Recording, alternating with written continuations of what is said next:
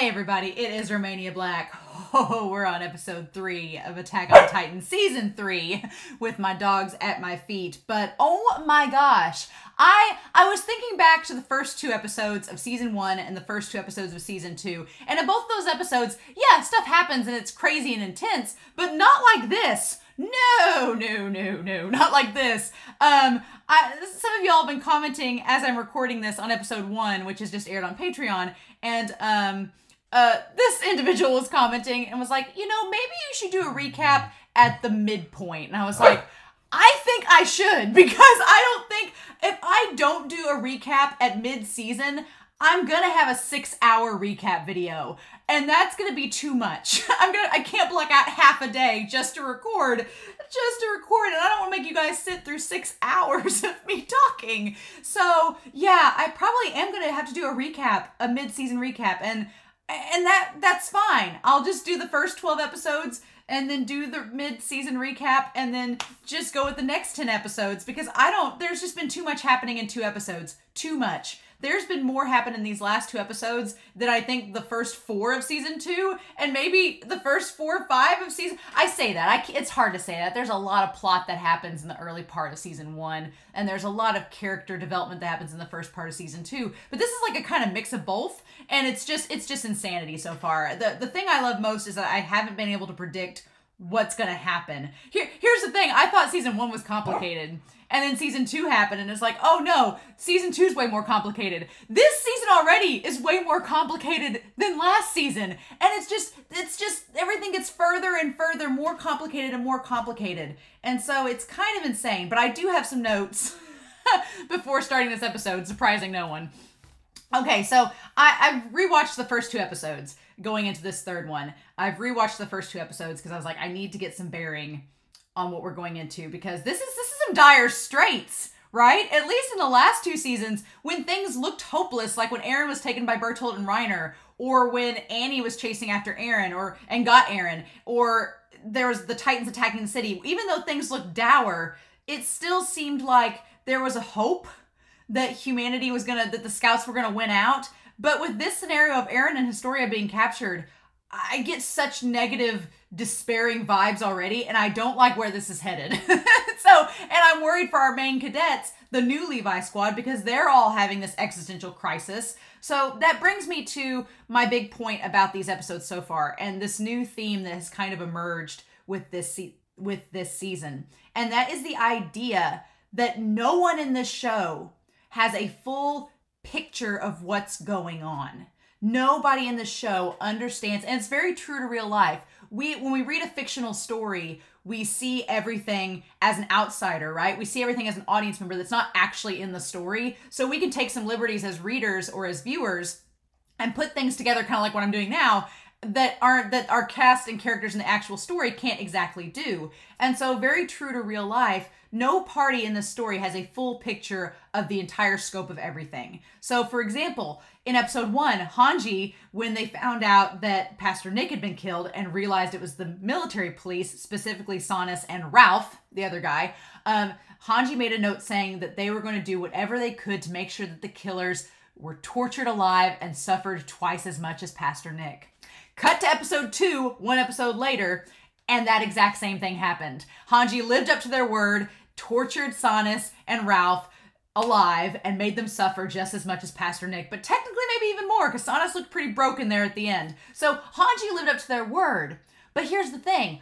Our new Levi squad didn't know that context, didn't know the full perspective and full picture of what Hange had promised. And so when they heard Sonus crying out and being tortured, they just assumed this was part of what the Survey Corps was doing in torturing Sonus for information. They didn't realize the full picture, that Hange had made that promise back an episode prior, and that there had been that connection between Sonus and Hange. They don't know that. So their perception, Armin's perception about being a killer now, is all based on their own experiences and those immediately around them, but there's so much of the big picture that everybody's not seeing. And so it's so fascinating watching these different parties all going and moving in different directions, but nobody knows the full story. That's the thing. None of our characters know the full story. And so I'm going to be curious to note if Eren or one of our main characters, or Armin, one of them ends up finding out the whole story and then they're the character that kind of relates more to the audience. That's what I'm curious about. But it's all about misunderstandings and the depths of these bonds. Hange and Pastor Nick, Sonus and the King. Sonus has this partial picture of what it's like to maintain the peace, but doesn't get the full picture. Hange and Pastor Nick, there's not the full picture there. Historia and her past, Armin and the others. There's just a failure to see all of that, and I find that really fascinating. Also, the line from last episode with Kenny, Kenny is such an intriguing character. I can't wait to get Kenny backstory. I need it. But with Kenny, that line, we learned how big the world is, and it hurt like hell. I didn't talk about it in the last episode, but that was pretty much a metaphor of the last episode. Armin and the others finding out just how big the world is. This isn't just Titans versus cadets, Titans versus Survey Corps. There's humans involved, there's military, there's politics. The world's a lot bigger, and it's kind of like someone noted that the OP is like a coming of age story. And that's kind of where we're at in the season. We're at the coming of age part of the season, where it's like when Harry Potter started to take a dark turn and the world opened up and you got to see more of the adult world. This is kind of like that moment where Armin and the others are realizing just what it's going to be like growing up in this world. And just seeing that everything's not all just fighting the Titans. There's so much more to it. So I love that. I love that line from Kenny. And then all the parallels. Niall paralleling Jean. Armin paralleled a lot of people last episode. Armin paralleled Mikasa. Armin paralleled Annie. Armin paralleled Erwin. Armin even paralleled Levi to an extent, because when Levi was telling him that he had to accept who he was now, you could tell that Levi in some regards related to Armin and his struggles with killing someone and what that does to you. So there's a lot of parallels. But again, back to no regrets. Levi's whole thing is that when he told Jean, he's like, I don't know what the right and wrong answer is. I can just make a decision and I have to live with it. There's no regrets for what I do. And right now, our poor Levi squad is regretting a lot. And Levi's like, you can't do that. We can't move forward if you've got regrets, because otherwise it's not going to work out. But there's also a couple other things. And I'm sorry that this intro is really long, but I want to say this before we start. One, it is not lost on me that in the OP and ED, there are references to Historia and the little fence that acts like a wall around her, right? So I'm assuming we're going to get Historia backstory and see her out in the sticks, right, with her mother. And so I'm curious to know, it seems like that fence, that little picket fence, is kind of like its own little wall, caging her in, just like she's caged in now. That's an interesting parallel.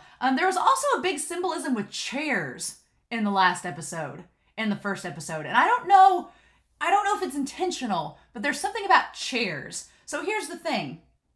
In episode 1, Hange had established that they had passed Pastor Nick off as a chair maker. Why you picked chair maker of all professions is beyond me. That's such a random, weird occupation, right? He could have been a locksmith or something else, but a chair maker, very odd. But then in the last episode, you had Kenny throwing the chair at the bottles of booze at Levi. He could have just fired at the bottles of booze, but he threw a chair at it. You had Kenny defending himself with the chair, putting the chair between him and Levi when he was shot. You have Levi throwing the chair out as a distraction.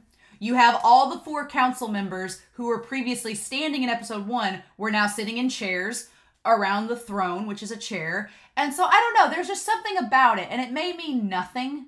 But as soon as I rewatched episode 1 and I saw that Hange had said Pastor Nick was a chair maker, I thought, that's such a weird profession. I wonder if it has anything, I don't know if it has any bearing on anything or not, but seemed odd. And then finally, the last thing is, I've noticed that Kenny and Erwin are very similar in their relationship to Levi. And it all makes much more sense now, Levi's trepidation with Erwin back in No Regrets. Because you have Kenny, who took Levi in, has taught Levi pretty much everything he knows about the ODM gear to start out with, was kind of a mentor figure to him, but then went rogue. And we don't know, it's clear that Kenny was in the military police, but we can only assume that those acts that Sonus were talking about is maybe why Kenny went rogue or killed the military police. We don't know exactly. Or maybe the 100 military police that Kenny killed were the ones that went like Pastor Nick and went rogue, and he was assigned to assassinate them. Who knows? But it just seems like Levi's relationship with Kenny is kind of mirroring his relationship with Erwin to a small extent. Because Erwin and Kenny, both of them are very intelligent. They're very competent military-wise. They're both strategic in their actions. They're both kind of gamblers. They're not afraid to make bold, risky moves. And they're not afraid to involve other people in those moves. And if they get killed, they get killed. So both Kenny and Erwin, even though their personalities are totally different, even though their political agendas are totally different and their personal agendas may be different, they both have similar strategies and similar characteristics. And it's funny that they're both having a very interesting, similar relationship to Levi. It's not lost on me. It's interesting.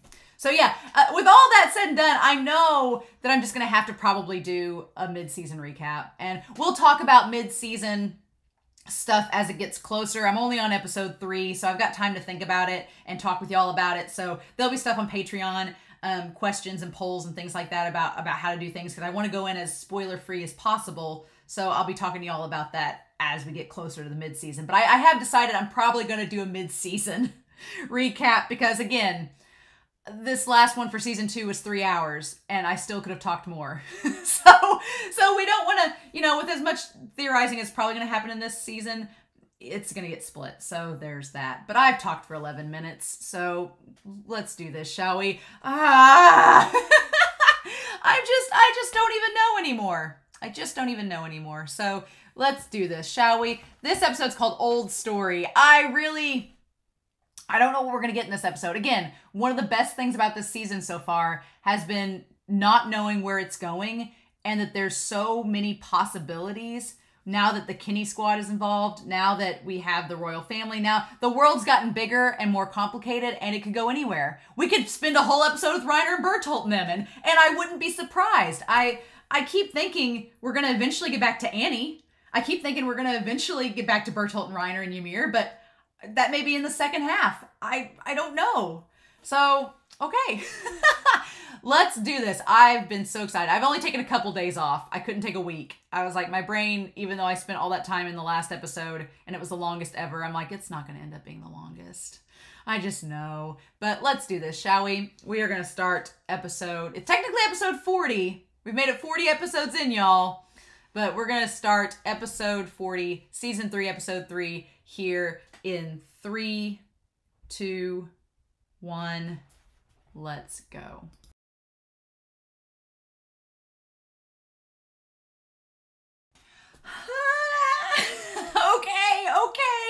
Okay. Oh my gosh. I've wanted Erwin backstory since season 1, and thank you all again for not spoiling me because we finally got Erwin backstory.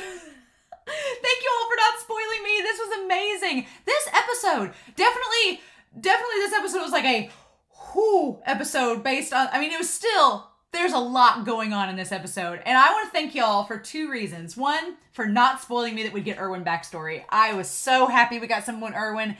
His motivations make a lot more sense. We're going to talk about it. Okay. And then the other thing is, thank y'all for encouraging me not to give up on Pixis. Because our dude came in full swinging this episode, and I was like, all right, my man. All right, Pixis, I'm back on the Pixis train. I'm on the Erwin train, like choo-choo all aboard.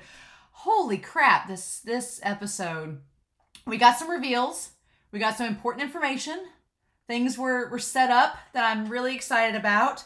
But yeah, so, man, Historia. Let me say, I feel sorry for Historia. I'm rewatching the episode. I've got it pulled up on Crunchyroll. I feel so bad for Historia. Because that's like, what a shitty childhood. Even though she was out in the sticks. Here's the question though. And I'm rewatching this. The woman that's in the OP with Historia is not the same woman that is under the tree with her. So the question is that woman that was the whore in the sticks, is she really Historia's mom? Or was she just, I don't know. We need to talk about this. So yeah, this woman that's with her, I'm so curious. Here's the thing, unless Historia went and lived with this second woman, and the second woman that was kind to her, there's something else to it, right? There's something else to it, that she took care of her, okay? Interesting. And again, just like the ED and the OP, there's a droplet of water and blood. So there's a droplet of water and blood in the water. Interesting. So the king can wipe out and alter people's memories? Wait, what? That was brought up. That was just dropped like it was no big deal. Erwin's like, just happens every day. I'm sorry, excuse me. But yeah, so we need to talk about that. And then, yeah, the shoe falling. The shoe falling seems almost like a Titan was picking somebody up and the shoe fell off of them. Old story. So yeah, so you could look at the old story title in different ways. You could look at it as, same old story about Historia. You could look at it in the ways about Erwin and his views with his dad and everything. Or you could look at it as like same old story, the government hiding everything and just passing it off and blaming someone else to keep the peace. Man, there was actually a lot that happened in this episode. It was decisively less action heavy than the first two, which after episode 2, I needed a little bit of a break from that. But oh my God. Okay. All right. So Historia giving her account to all of them and saying, I was born on a small farm in the northern region of Walrose. So yeah, so the idea that she was born just south of Walsena, right? So that would make sense. It was in the lands owned by the Reese family. Okay. And I like that it cuts to everybody listening and Sasha like is licking the bowl. Like she's already ate her food. She's licking the bowl at this point. It's great. And Connie's like so interested. And so she was born in this land owned by noblemen. So it sounded like, but here's the weird thing. Here's the weird thing with all this. This all seems like premeditated by Lord Reese. It seems kind of premeditated because it's like, if you knew, except, so the woman that's her mom, that we think is her mom, clearly was a prostitute, because she'd go to town every night, presumably to be an escort to see other men.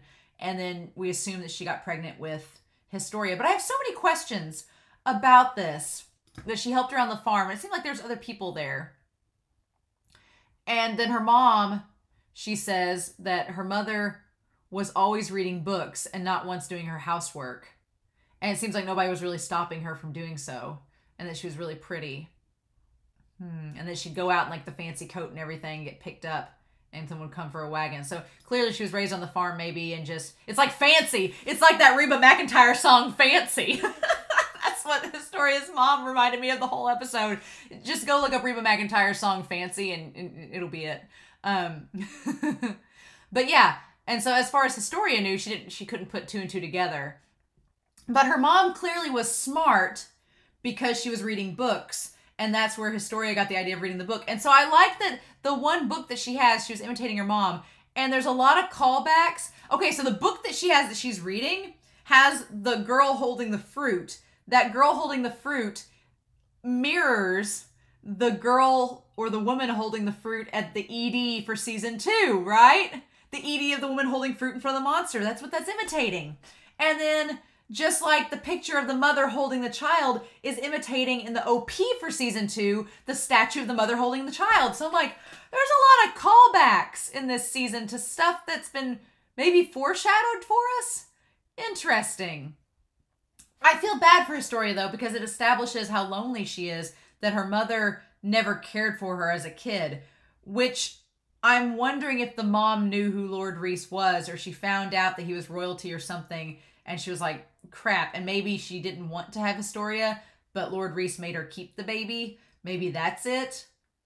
And then the moment she tries to hug her mom and she doesn't know what's going to happen. Like, that's sad. She's probably like 7 or 8 at this point. And her mom just like yanks her away and causes her nose to bleed. It's so sad. And that's the first thing her mom ever did to her was shove her. And the very first words that her mother ever said to Historia in her life,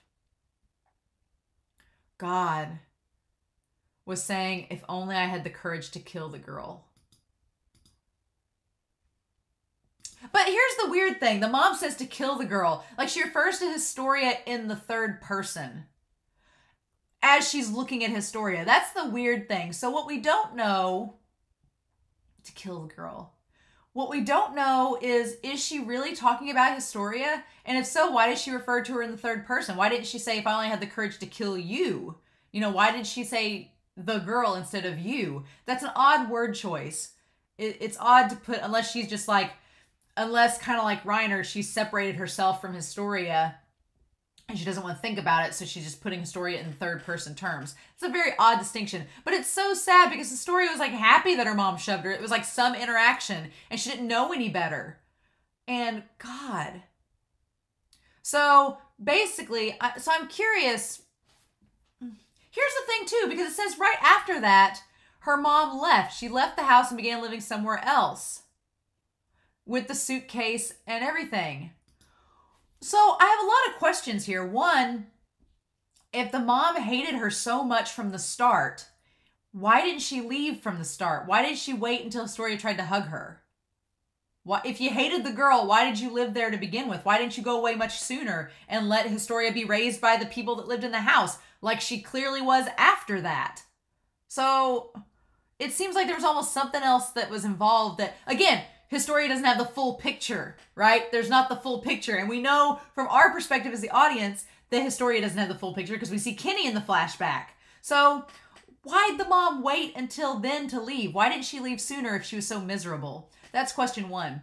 Question two, why did Lord Reese, did he know about Historia until Wal Maria fell? Why? Here's the thing.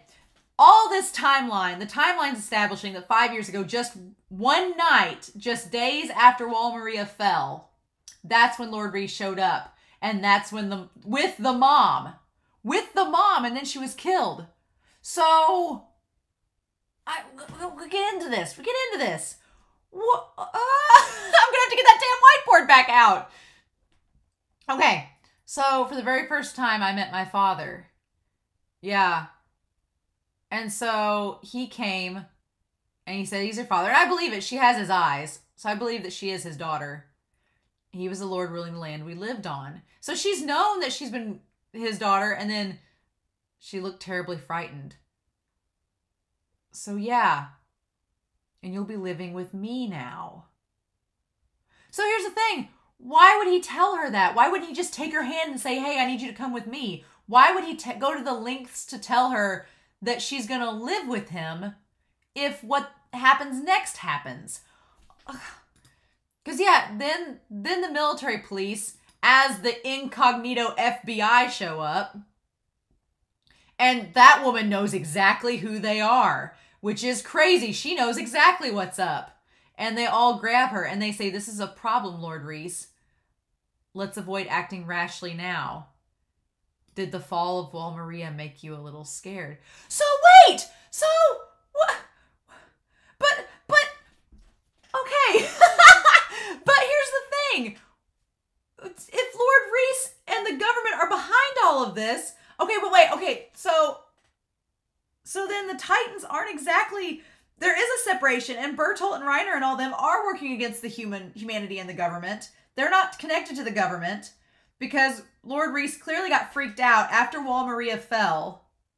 After Wal Maria fell and Shiganshina collapsed and all the refugees went inside Wal Rose. So we're saying that he got freaked out and that, oh God. We're saying he got freaked out and so he went to go get Historia and take her away from being in hiding. But why was she in hiding to begin with?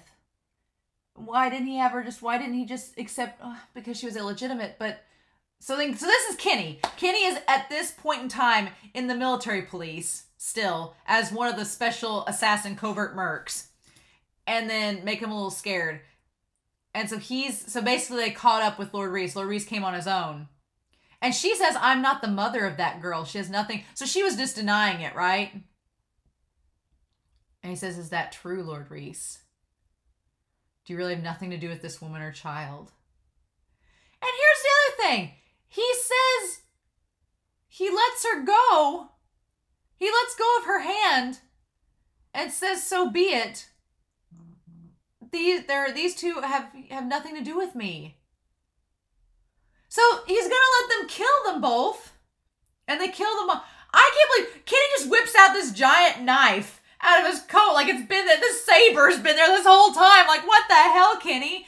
And then Master tell them it's not true. And so then, yeah, they just kill her right in front of this girl. They don't even take her out back or nothing. She says, if only I'd never had you. Holy shit. But apparently it's good that she did have Historia. And then she drops the book. This is just grisly as hell. Wow. And then Kenny's gonna kill her. And then that's when Lord Reese says to wait. So that's what makes me think that he proposes the idea, right? That if I were sent far away to live out a quiet life, then perhaps they could spare me. And his eyes having those, like, that crystal view in it. Huh. So, yeah. So, what? Yeah, and so he says, forgive me for everything. So, in order to protect you, I had no other choice. So, hold on. Okay, so we got more with the timeline here. So the timeline's starting to fall together, right? The timeline is starting to make sense a little bit more in this episode. So 170 years ago, the weird pianist, you had noted this in a comment, that it had been 107 years ago that the walls were built.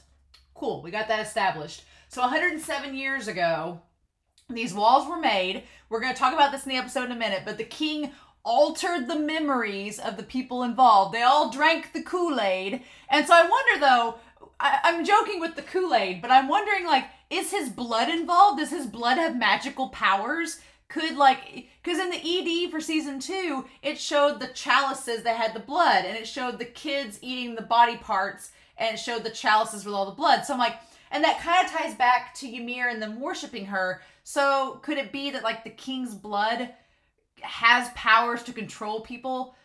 Could it be that the king is the original coordinate? That he has the power to control people and make them forget?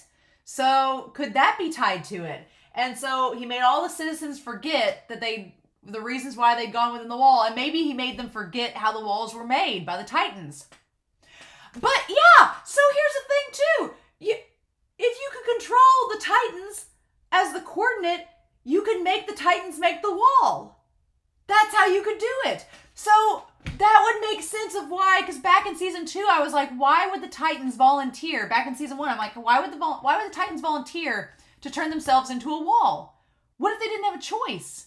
What if the original coordinate, whether it was the king or somebody working for the king, what if the original coordinate was within the walls? What if the king was the original coordinate and was in the walls and told the Titans that he controlled to form the wall? And they did.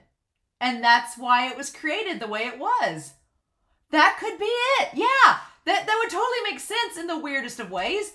But it would make sense that the king or the king's right-hand man, maybe the king isn't the coordinate, but whoever is the coordinate was inside the walls. Which would make sense why... Oh my gosh, okay. So it would make sense why the Titans have been trying to get into the walls to get the coordinate back, because they can control the Titans, right? That would make sense. So if the coordinate this entire time has been within the walls, Cena, Rose, and Maria, this whole time, it's been past the coordinates. Just, it could be that the coordinate has just been this Titan shifter this whole time, and every time they're about to die from, like, old age or whatever, someone else eats them, becomes the coordinate. So that would mean, though, that Grisha got their hands on the coordinate and Aaron eat them at some point, right? Right? Maybe? I don't know. But it would make sense if the coordinate's been inside the walls this whole time, and that's what caused the walls to be formed. The coordinate ordered the Titans to make the walls. Okay. That, I don't know if that's true or not. Don't spoil me, but that's my theory right now. My theory right now is that the coordinate had the Titans all make the walls. That's my theory. That is my theory. So anyway, so basically 42 years went by. So all the walls were made. Humanity's minds were altered by the king somehow. We don't know how exactly. And so what happened was 42 years later, that's when the thing with Ymir went down. And I'm assuming it was within the walls. So it was within the walls, I'm assuming. So 42 years, a lot can happen. It depends on the age of the king at the time. If the king was young, in their like 20s, then by the time they were in their, 42 years later, the king could have died by that point. We don't know. We don't know if the king was in their 40s or 50s. 42 years later, they would have been in their 90s. So maybe they did die. And so then it was like a scramble of, okay, well, who has the blood of the king? And maybe the king only had like one kid and somebody was like trying to claim legitimacy or something or relation. We don't know. We don't know how that works. So the Ymir incident happened 42 years later, 65 years ago. The Ymir incident happened. And then in between, I don't have on this chart, but in between there, we'll get to Erwin and his dad, and we'll probably add him to this in some way, shape, or form. But in between 42 years, there's 60 years later is when Shiganshina fell. So within those 60 years, at some point in the recent time, Kinney adopted Levi while he was still in the military police, because he still had the trench coat and everything on. So he's in the military police. My question with that is, we just saw where Kinney was willing to kill Historia, a child, a like 7-year-old, 8-year-old kid, 10-year-old kid. Well, it was Shiganshina. She's 15. She would have been 10 years old. Would have been 10. So Kinney was totally willing to kill her in front of Lord Reese and whoever, but he didn't kill Levi. So why did he take Levi in? We don't know that yet. But he adopted Levi while in the military police. Historia was born, and we can assume that Levi was younger than 15 maybe. May have been around 10 years old, so it could have been about 5 years before Historia was born. But when Historia was born, she was hidden within Wall Rose, and Lord Reese was keeping her alive for some reason. We don't know why. I'm like, why?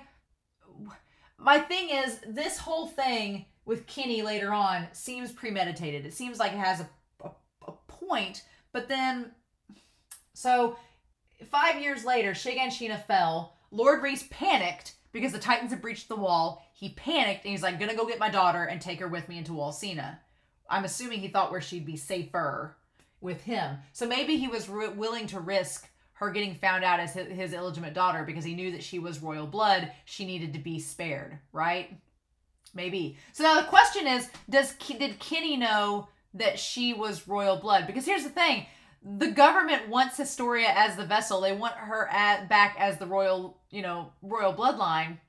I'm assuming that King Fritz and the others know that Lord Reese is the actual king, right? Maybe they don't. Maybe Kinney didn't know that she was the actual princess or next in line and just thought it was a nobleman's illegitimate daughter and was okay with killing her. Maybe that was it. Because I'm like, I would think if for Lord Reese, if you've been keeping Historia alive this whole time for like over 10 years, why would you just now let her die when you're in a moment of panic? Why would you let that happen? Unless this was all premeditated, and when Wall Maria fell, Lord Reese panicked and was like, shit, I need to go get her in case of Wall Rose falls. I need to get her out of there and take her to Walsina where she'll be the safest with me. So he also was probably thinking, if the military police doesn't know that she's the royal bloodline, I need to keep that safe. But they did, because Sanus knew. My point is, I think that Lord Reese was like, he let Historia's mom die to get her out of the picture so she couldn't go tell somebody anything that she knew. He wanted her taken out. And then he says that Historia, they'd let her live by giving her an alternate name and having her sent somewhere else. So my question is, where did she go to? Who did he send her away to? He didn't just like leave a 10-year-old kid out in the middle of nowhere and then peace out and be like, take care of yourself. He had to have sent her somewhere under the guise of Krista Linz. And that's where I think the black-haired woman from the OP comes in, that he sent her that way. Or maybe Kinney knew a place she could go. Maybe that woman in the OP is related to Levi, and that's how he knew to send her somewhere. I don't know. But the church found out, and that's around the same time Ymir found out about Krista Historia too.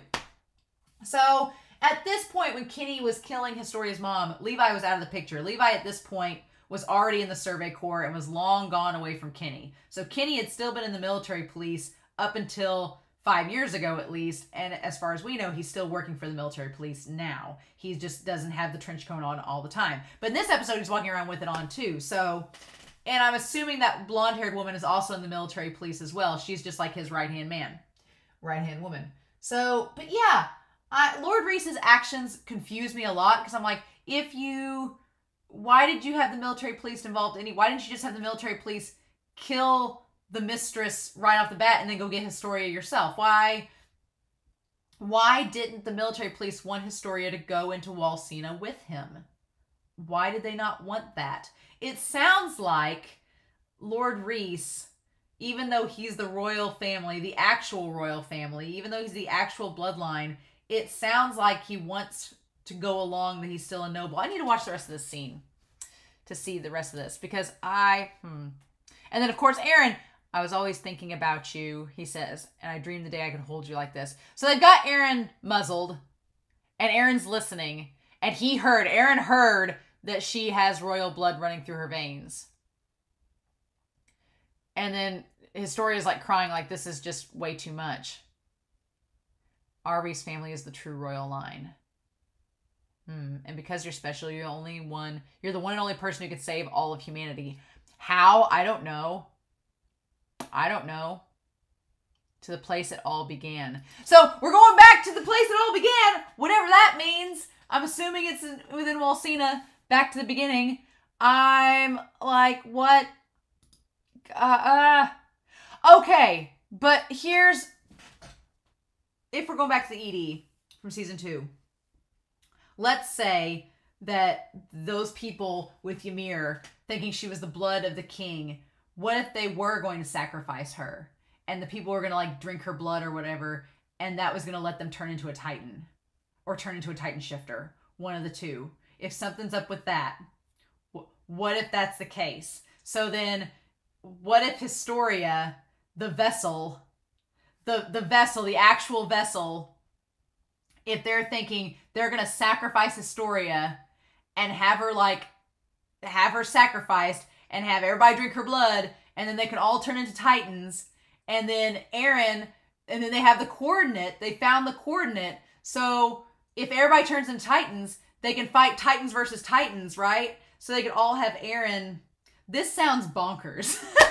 This sounds ridiculous. But could they? And it's probably 100% wrong. But I'm just thinking out loud. Then you could have Aaron as the coordinate. You could have Aaron as the coordinate, control them like an army, and send, or whoever is the coordinate, if they're planning on somebody eating Aaron to get the power, then they could control whoever and just, oh my God. Or it didn't have to be all of humanity. It could be that they're going to sacrifice Historia to like the 4 generals or the main people so that they can become Titan shifters and go destroy the other Titans and save all of humanity. I don't know, but that just, I mean, that makes sense, I guess. I don't know. We're going to add to this, but Lord Rod Reese's actions are very odd because I'm like, why would you hide her away in the first place if you've known where she's been the whole time? Unless he just found out where she was right when Wal Maria fell, but okay. Well, he could have, her mother could have taken her, her mother could have had her outside the wall and Lord Reese not known about it. And that's possible. Yeah, the mom could have had Historia without Lord Reese knowing and kept her outside the wall out of fear or out of shame because she couldn't kill her. And then when Wal Maria fell, the mom panicked and she was like, oh, she went to tell Lord Reese, like, hey, this kid's your child. And Lord Reese panicked and went after her. But I still, again, theme of this episode, there's stuff, theme of this season, there's stuff missing from the puzzle. There's still pieces missing. But I feel better about this part, knowing the timeline a little bit better. But then all this is mucking it up. So anyway, we'll come back to that board in a second. But yeah, so we go back to Sonus and Ralph and the fact that, that Ralph never talked and they tricked him. Yep. And God, Hange being crazy. And now that we know that Hange is next in line to be the next commander of the Survey Corps, the next commander after Erwin, if something happens to Erwin. Erwin got death flags this season. Man. Or this episode, I mean. Because we get backstory, and we get the fact that Erwin's a gambler, and he's willing to bet it all to help find out the truth that his father sought after. So I'm like, Erwin, now that we know some of your backstory, I feel like he has death flags, and I'm scared for him. Because the more we find out about Erwin, the more I like his character. But I'm like, damn it. So yeah. And then this line. And then again, going back to, it's funny because now both sides, we talk about third parties in this season, both sides, now the Titan shifters and the military police are calling the Survey Corps devils. It's intriguing. It's intriguing. And specifically being Bertolt calling Armin a devil and this guy calling Hange a devil. And then I like Hange goes, I'm not trying to deny it, but I'm sure that's what Pastor Nick thought of you all too when y'all killed him. So, and then Hange just lays into him.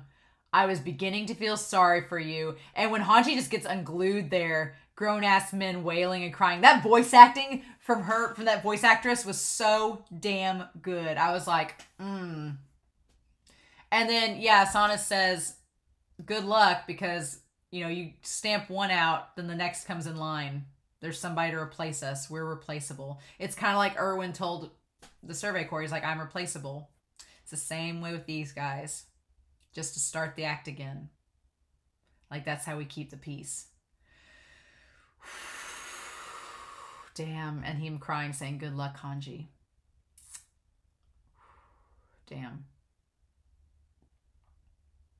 And then Hange getting mad and kicking the chairs and stuff.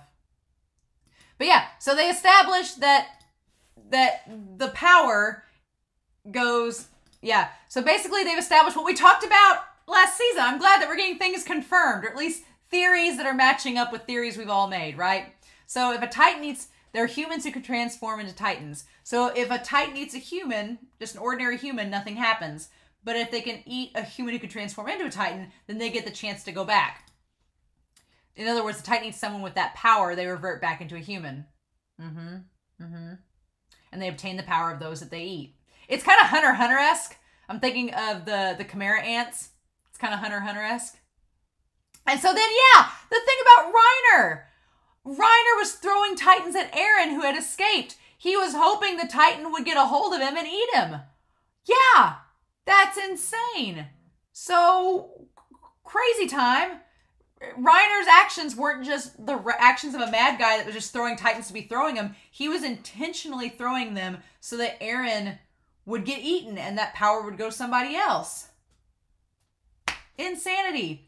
But then here, so then in that case, Eren is just a vessel who is bound to be replaced. So, here's the thing. The power in the vessel, I could totally be wrong. I could have totally been wrong last episode. It could be reversed. Historia could have the power, and Eren could be the vessel. So, damn it. Now I don't know. Eren is just a vessel who's bound to be replaced. And yeah, they have him tied up every which way so that he can't get out. If the government has a Titan of their own, they'll be the one to eat Eren. And you know they most certainly do. And then Mikasa is like, I've heard enough, time to go. And again, it's Levi asking her to calm down. Yeah. Even if you go on a rampage, they're not just going to give Eren back. Yeah. We have to head for the lands of Rod Reese and get ready to leave at once. Yep. Interesting. And then Hange says that they're going to go tell Erwin what they've learned. Right. With Moblit. So I really want Hange and Moblit to meet back up with Levi and them. I really do. I'm so nervous.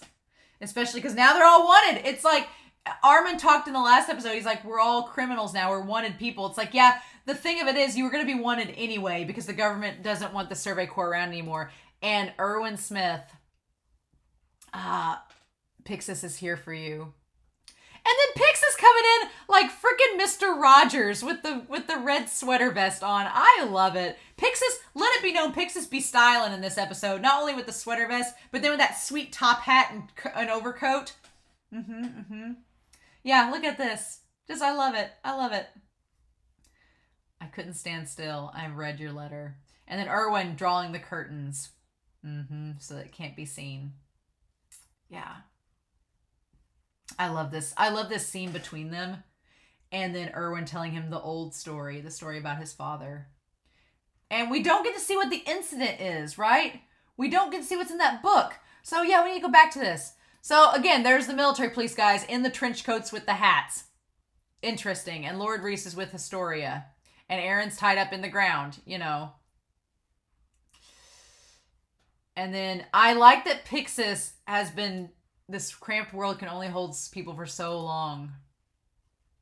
And I like that Pixis is before they begin to lash out. And he even says, and when that time came, I'd have to point my gun at the king as well. So Pixis, my dude, like-minded alongside Erwin, like-minded, thinking that I'm in the same boat as you. I knew that at some point this world was going to get too crowded and I have to take my objections to the king himself because the government should be doing more than what they're doing or doing it differently.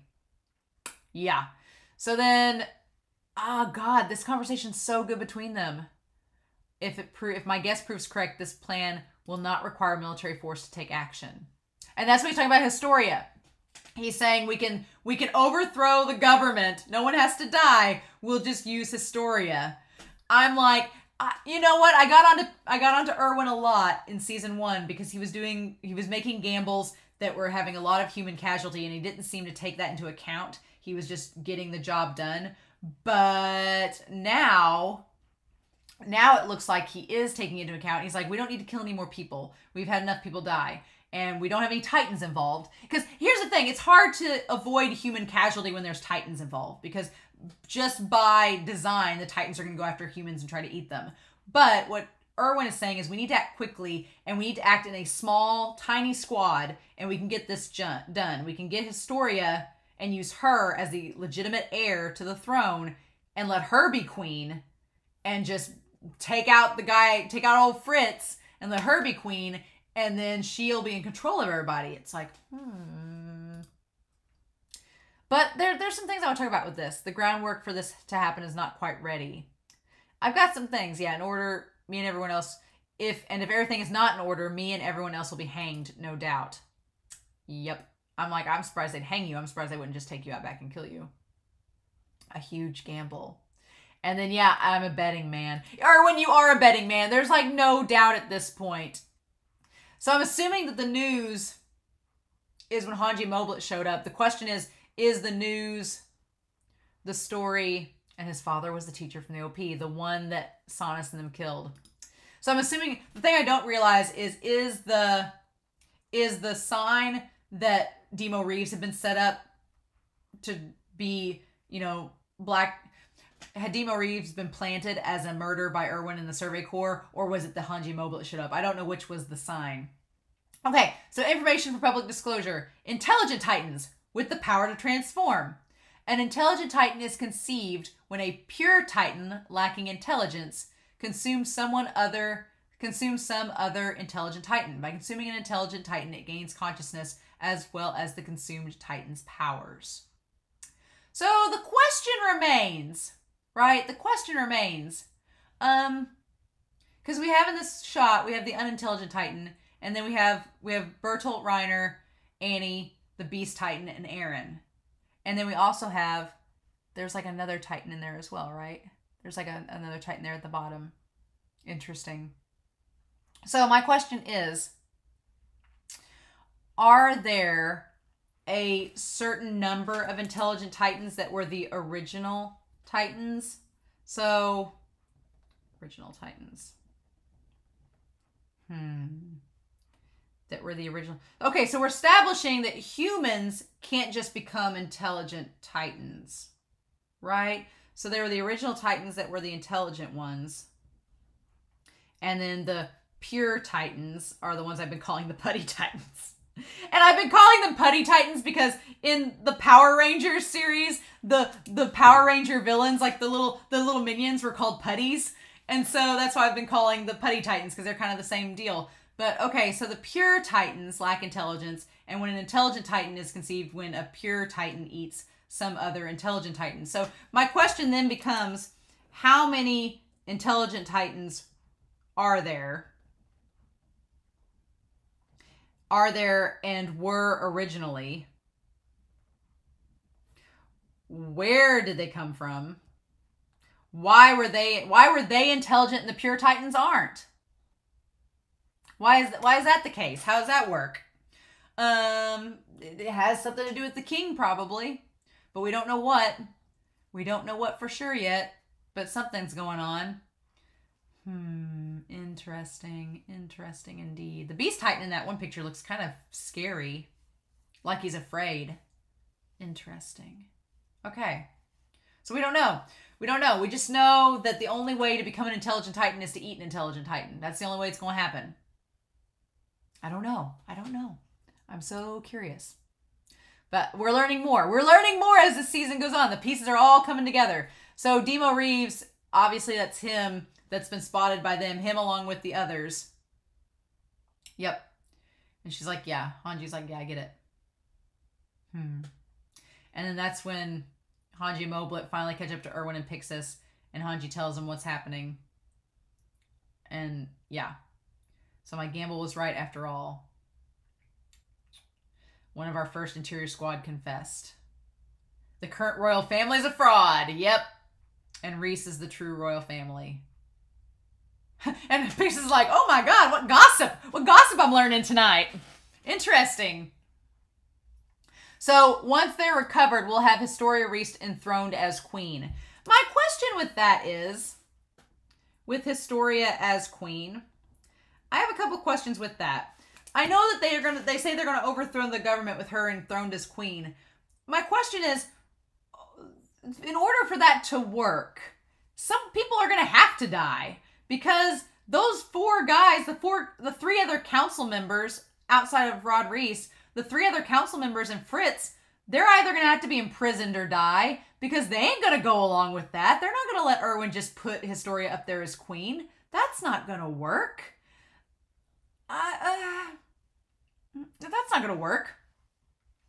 And then who's to say that Fritz and them wouldn't want to put her as queen anyway? What? I get Erwin's plan. They're like, okay, well, if we put Historia as queen, she can call off all this nonsense. But I'm like, that's a tall order. I'm like, what if Kenny and them rebel against her, right?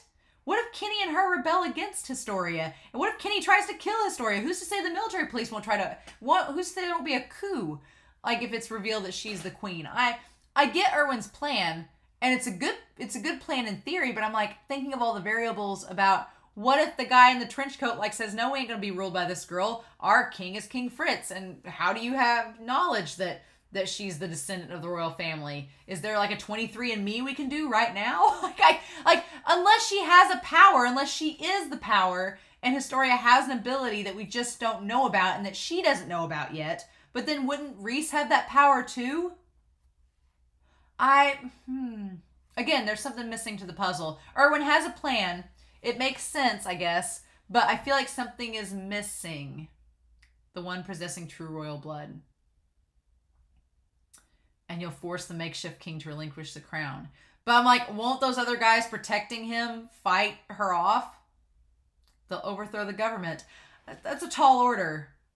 And in front of the people will reveal that system they know it has been a lie. Yeah! And Pixis is going to back his plan up, which is great. But I'm like, yeah, whether it should or not be carried out is for us to decide. It's for his, yeah, okay. I'm so curious. I'm so curious. I can see a lot of complications with this plan. I can see a lot, and then we see Pixis heading out. I can see a lot of complications with this plan. I like this plan. I like the idea of overthrowing the government and Historia being named queen and letting her rule, and then Historia will go off and find Ymir, and Ymir will be like her, you know, right-hand advisor, and we'll just have a happily ever after. That all sounds great, but it seems like it's way more complicated than that. It's going to be way more complicated to get accomplished. Interesting. And then Erwin's like, I found out as much as I could. From all that I learned, one curious incident stuck out. And then, of course, we don't get to learn that incident. We don't get to learn the incident. So what is the incident? I hope, does he let Hanji take the book with her? Does he let Hanji take the book? I hope that he does, because she needs to see about the incident. And then, man, Erwin, what a boss. Saying, I'm going to turn myself in as the face of the scout regiment, and you're the next commander if something happens to me. That was like death flags on poor Erwin. And Erwin has that trench coat very similar, and I guess it's a trench coat very similar to the one that the one guy has with the bowl cut. It's very similar. I'd never seen Erwin in that trench coat like that, but it's the military coat the same as the other one. And then we go back to Demo Reeves.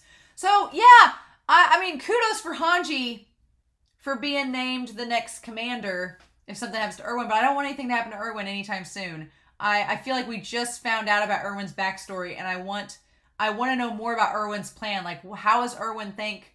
Erwin's always thinking 2 steps ahead. So I know that he's just told Pixis the outline of the plan to make Historia queen, and that's going to overthrow the government. But I want to see what the other details are, because he didn't really get a chance to say that yet.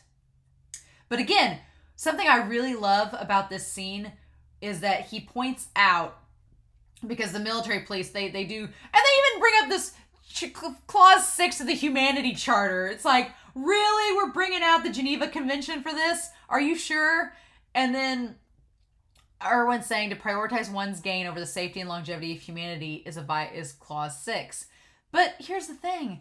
I'm surprised Erwin didn't say that our actions have been for the safety and longevity of humanity. So we haven't violated that clause. I'm surprised he didn't come back with that, but he did not.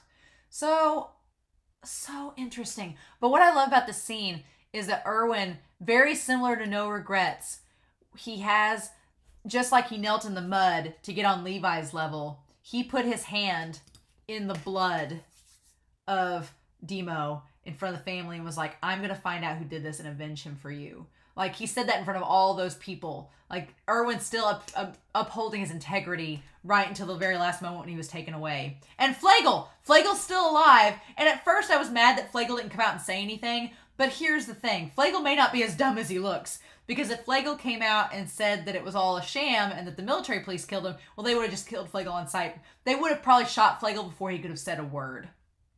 They would have killed him before he could have said anything. So the fact that Flagel hid away is probably still a good thing. Because Flagel being alive means that there's a chance that the truth about his dad's death can still come to light. And that's good to know. That is good that truth can still come out. Somehow. But yeah, them rounding up all of the Survey Corps to take them away. And including Erwin. I'm like floored. It's a good thing that Armin and them broke off from the group. It's a good thing they broke off from the group. In an odd way, Kenny is kind of responsible for them breaking away too. So that's kind of odd how that's worked out in a weird sense. Them running away from Kenny and getting away from there and Kenny not finishing them off in the long scheme of things, the chain of events that I'm thinking will happen later on, that may be an important moment that Kenny didn't kill them off. Interesting. But yeah, do you think the fat cats will finally be satisfied? And then I bet Reeves will be glad to know he proved useful in the end. And he's in that trench coat again with that tie and the hat. And there's still Levi to deal with. And I told you he'll show up on his own. And we'll crush him when the time comes. So he is still in the military police and he's still got the tie and the coat and everything. Fascinating. So yeah, Hange, what's our next plan? So we don't know what Moblet and Hange are doing next, but Hange has the book. They've got the book. And they have the book and they're on the run, but they've not met back up with Levi and them yet. And what I love is that Erwin's so used to people like talking scum and talking trash about him. And so, yeah, even the military police are like, we don't know what to do, just let him talk and have his moment, I guess. But yeah, Erwin is used to people trash talking him. And then he brings that whole thing up about how Demo Reeves helped the people of Trost despite originally, serving against them. Erwin has such conviction and such like determination and faith that even if you don't like his character, you can't help but respect him. And like even the women at that moment are like, okay, you're going to avenge our husband? Okay. But Erwin, my dude. And him just like reminiscing. I love that. His father was a teacher. And so that makes a lot of sense. We were learning history about how to protect ourselves from the Titans. And it goes back to the cadets in the Survey Corps, the cadets in the training regiment learning about history too, right? That's interesting. So we have the idea that humanity took refuge within the walls and realized 100 years of peace. And so he showed like people going towards the walls and living them. And there's the ocean. Oh my God, and there's that looks like the sea. So maybe the sea isn't far from Wall Maria. Maybe the ocean isn't that far away. I joked that it was like 5 miles away, but in the picture that he has there, it doesn't look that far actually. So, and there's like writing and stuff on there. Interesting. It all looks kind of like the same type of drawing that was in the ED for season 2. And I like the Erwin from a young age having the bolo tie as a kid. It's like his father wanted him to be badass from birth. So it's like he has the bolo. But I like that his dad's like, shit, my son's smart like I am. And he's asking questions. And I can't answer the question in front of the whole class because it would jeopardize my son and myself. So he's like, I won't do that. And there's like a little crest on the banner in the background that has the sword sticking through it. So then we go to, and it looks like a little kitchen room. We don't see his mom, so we don't know if the mom's present. It doesn't sound like it, but my father, or maybe it was just him and his father alone because they didn't want the mom involved, answered my question. And the history books were given by the government were full of contradictions and mysteries. Imagine that. A government releasing education materials that are tampered with? What? Alternative history? What? And then him having faith and telling Erwin that even as a kid. And you can see Erwin has his dad's eyes and eyebrows. It's so cute. And the reason he didn't tell the story to the entire class. And he trusts Erwin. But I wasn't smart enough to know. But then the thing is, Erwin tells his friends. And then the military police came to question me. And my father didn't come home that day. He died in some accident in a faraway town. And what we know is that Sonus and them took him out and basically killed him. And I'm sure, here's the thing, I'm sure that he just told him what the story that he'd heard and that was it. Damn. And so we don't know if that's his mom in the background or what. Based on what I knew, my father was killed by the government. This little blocky kid, he's known from an early age, 107 years ago, humanity that fled into these walls. Here we go. Into these walls. The king had altered their memories to make them easy to rule. How'd he do that? We're guessing blood. We're guessing blood Kool-Aid. Something's going on. Or the power of the coordinate maybe isn't just to control Titans. We don't know. We don't know. Is there a human version of it? Yeah.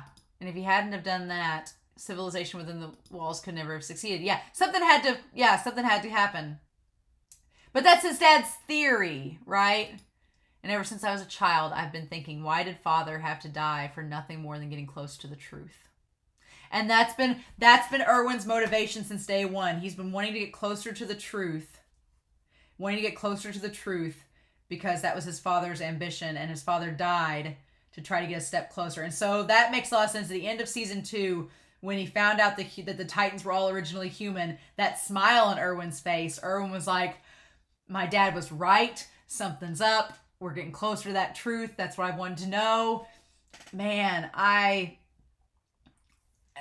love Erwin's character in this season so far. His character's been amazing. And the more we learn about him and his backstory, the more I'm like, yes. And I realized one thing about them. So this is the selection part. I'm assuming what they're trying to protect is not humanity, but their gardens, houses, and lands. We'll talk about that. So Erwin's saying that it's not humanity we're protecting. It's everything cultivated within the walls that humanity is using. So it's avarice, it's wealth, it's prosperity. It's not humanity itself. So what a callback to reality, you know? The idea that there are so many people that are so self-centered. They don't care about the common good of humanity. They care about what they own. It's materialism. They care about like their houses or their land or their material goods. They don't care about the people themselves. So that's interesting. It's a nice, sad parallel to reality in that sense. But we get this thing in a cemetery, but it looks like there's the garrisons, the cadets, the military police, and the survey corps. They're all represented by those flags. And then there's these guys in the trench coats.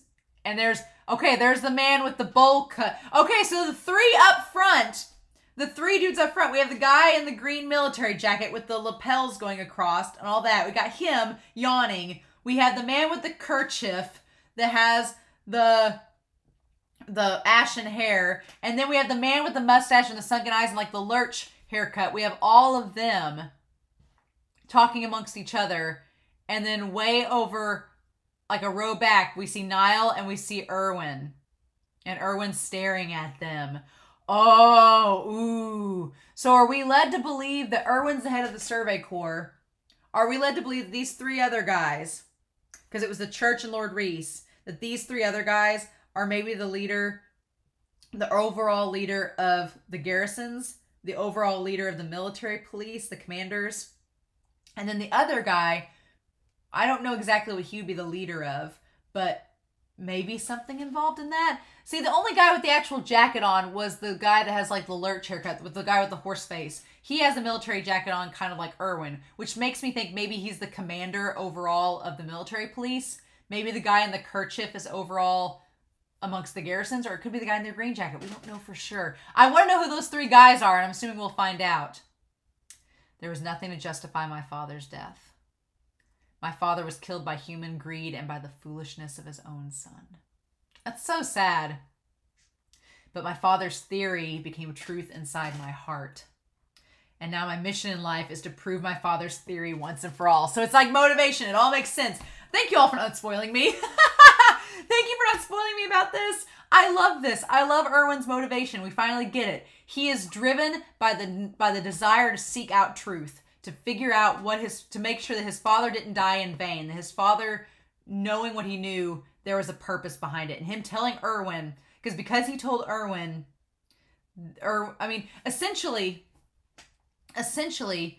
I know that Erwin blabbed to his friends, and it's kind of Erwin's fault he was found out, but the dad didn't have to tell Erwin the truth. He didn't have to.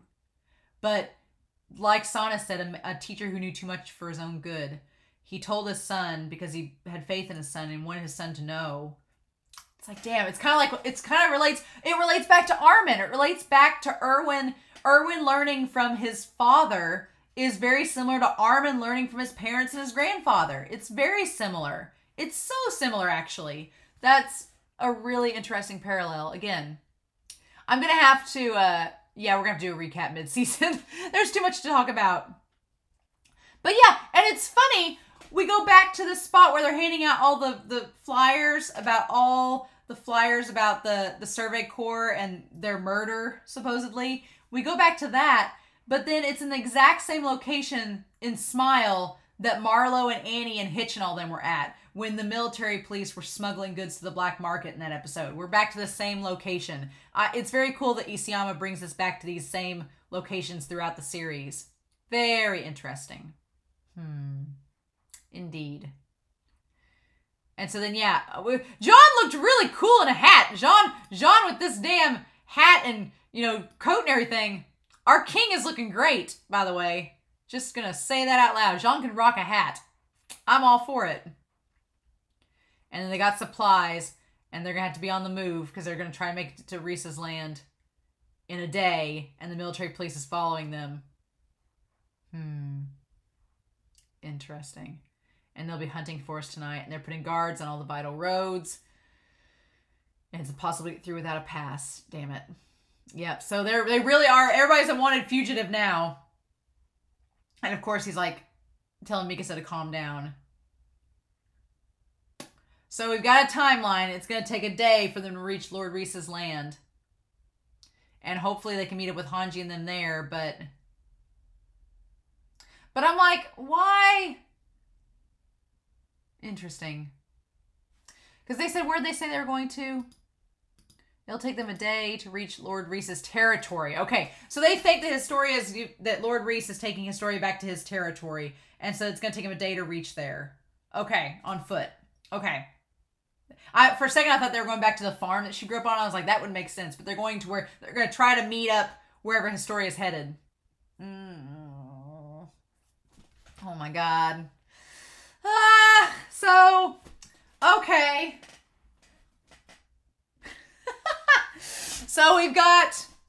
So Aaron is being targeted, and Aaron is potentially going to be eaten by somebody the government has planned to eat him to take the coordinate power. Funny that they have their own Titan. I'm assuming we're going to get into all this crap. Historia is being taken to have something happen to her. But here's the thing. So I'm curious to know what they're planning on doing with Historia. There's just so much we don't know yet. But this episode is all setting up. This episode is setting up Levi's squad headed to infiltrate and get back Historia. Hange and Moblet are on some path to do something. We're not exactly sure yet. Kenny's on the move to Kenny says that Levi's going to meet up with all them, so Kenny has a plan. Erwin has a plan. Erwin's headed to wherever they're taking him to go stand on trial or something. And then we don't know what the other 3 of the King's Council are doing. We don't know their names yet. I want to know who they are. I'm assuming we're going to find out. We don't know what King Fritz has got planned. And then in the midst of all this madness, we have Reiner, Bertolt, Ymir, and who knows what the Beast Titan are doing. We have no clue what the Titan Shifters are doing right now. And that's another question. So, why are the Titan Shifters... okay, hold on. I had to flip the board over. So, we have Titan Shifters. All right, we have Titan Shifters, and we have the government and the king, and then we're going to say that the Survey Corps is over here because they've gone rogue. Survey Corps has gone rogue over here, right? And then there's Annie off here, trapped in her little prison.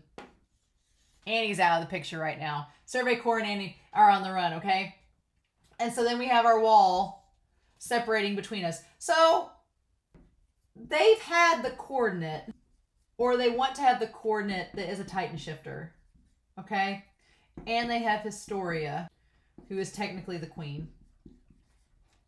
And they have the king, which is the Reese family, as far as we know.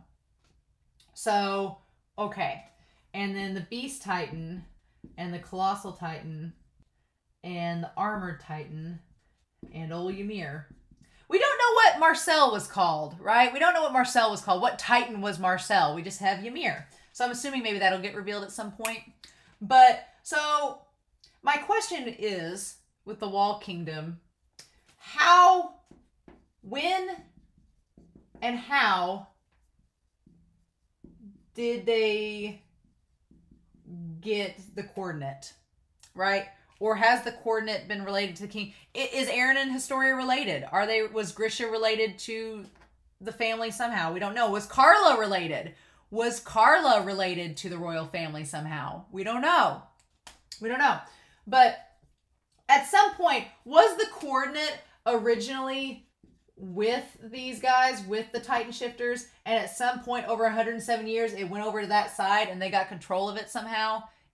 Did that somehow end up happening? Or have they always had the coordinate and the Titan Shifters? My question in all of this at this point, now that we know that the Pure Titans, we still don't know how the Pure Titans are created.